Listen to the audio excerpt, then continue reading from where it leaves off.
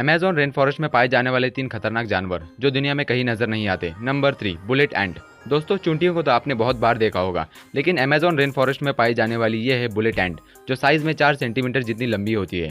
दोस्तों, बुलेट एंट अगर किसी इंसान को काट ले तो उसे इतना दर्द होता है कि आपकी जान भी जा सकती है।